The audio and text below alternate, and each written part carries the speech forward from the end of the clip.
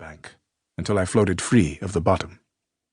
Auntie Nyaka unwound the single bolt of multicolored cloth that packaged her so elegantly and tossed it over the branches the village women had erected for drying laundry. I paid no attention to her nakedness as she plunged into the water with me. As always, she tired of water play before I did and went to the bank to fetch my small shorts and her long cloth. Squatting at the water's edge, she immersed and scrubbed them both, then draped them on the branches to dry in the sun. A few steps upstream, the waterway curved around a shoal of pebbles that reached out into it.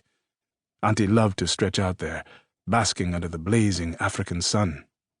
She laid down, patient as always, waiting for me to play myself tired. I had swum near the far bank when I heard a somewhat familiar pud-pud-pud creeping slowly closer, slowly louder, from downstream.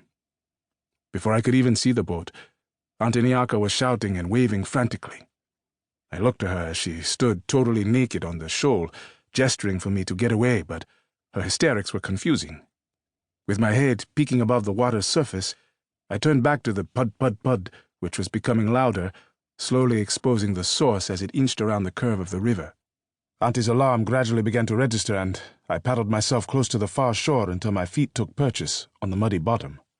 Crouching in the water among the overhanging branches, I watched both the opposite shore, where a panicked Auntie Nyaka wrapped herself in her boat, and the boat, now fully in view as it pudded upstream toward us. The craft's large flat deck carried 4 men, one of whom controlled the motor at the back. The other 3 stood at the front, signaling the man in the back toward Auntie Nyaka's shoal.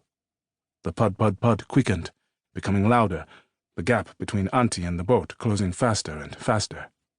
She glanced my way, making sure that I was well concealed. The motor cut, leaving the sounds of 4 men shouting over one another, in a language I was unfamiliar with as the front of the flat deck slid onto the pebbled shoal. Auntie Nyaka defiantly maintained her position on the bank and spoke to them in the dialect of our village.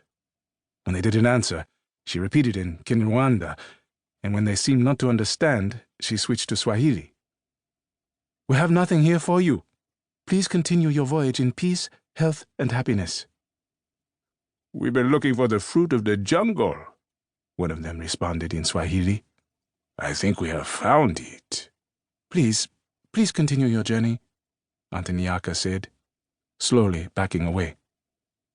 Ignoring her plea, they leapt from the boat, one of them grabbing her around the waist from behind. But before he could cover her mouth with his other hand, she let out a piercing scream. A second man, a fat one, pointed a pistol into the air and fired it. The suddenness of the sound stunned me. I watched the first man hold Auntie tightly as another roughly slashed open her boat.